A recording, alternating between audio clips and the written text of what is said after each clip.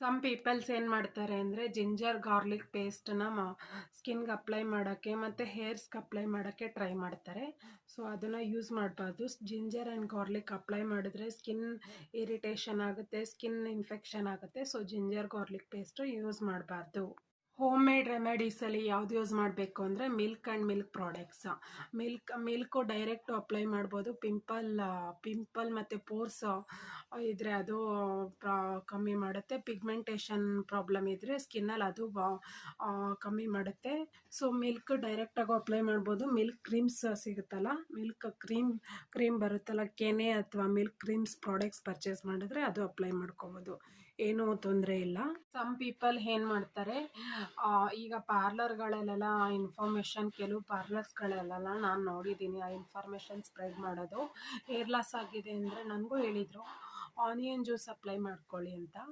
Onion juice apply ಮಾಡಿದ್ರೆ ಸ್ವಲ್ಪ ಜನಕ್ಕೆ ಬ್ಲಡ್ ಸಪ್ಲೈ ತಲೆಯಲ್ಲಿ ಇನ್ಕ್ರೀಸ್ ಆಗುತ್ತೆ. ಬಟ್ ಎಲ್ಲ ಸ್ಟೈಲ್ ಆಫ್ ಹೇರ್ ರಿಮೂವ್ಸ್ಗೂ ಆನಿಯನ್ ಜ್ಯೂಸು ಹೆಲ್ಪ್ ಆಗಲ್ಲ.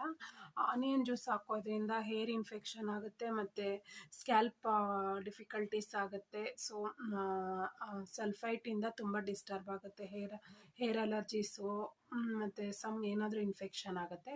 ಸೊ ಅದಕ್ಕೆ ಆನಿಯನ್ ಎಲ್ಲ ಹೇರ್ ಟೈಪು ಸೂಟೇಬಲ್ ಅಲ್ಲ.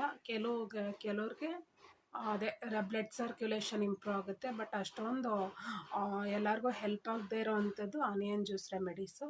ಸೊ ಇದನ್ನು ಟ್ರೈ ಮಾಡೋಕ್ಕೆ ಹೋಗಬೇಡಿ. ಸೊ ಹೋಮ್ ಕೇರ್ ರೆಮಿಡೀಸ್ ಯಾವುದು ಪ್ರಿಸ್ಕ್ರೈಬ್ ಮಾಡಿದ್ದೀನಿ ಅದನ್ನು ಟ್ರೈ ಮಾಡಿ. ಸೊ ನಾನು ಒಂದು ಡರ್ಮಟಾಲಜಿಸ್ಟ್ ವಿಡಿಯೋ ನೋಡಿ ಇದನ್ನು ನಾನು ತಿಳ್ಕೊಂಡು ಮತ್ತು ಓದಿ ನಾನಿದನ್ನು ನಿಮಗೆ ಗೈಡ್ ಮಾಡ್ತಾ ಇದ್ದೀನಿ.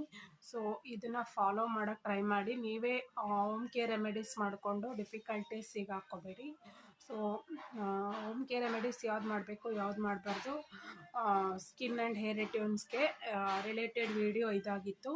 ನಿಮ್ಗೆ ಇಷ್ಟ ಆದರೆ ಸಬ್ಸ್ಕ್ರೈಬ್, ಶೇರ್, ಕಮೆಂಟ್ ಮಾಡಿ. ಸೈನಿಂಗ್ ಆಫ್ ಸುಮಾ.ಚುಮ್ಮಿ ಚಾನಲ್. Thank you.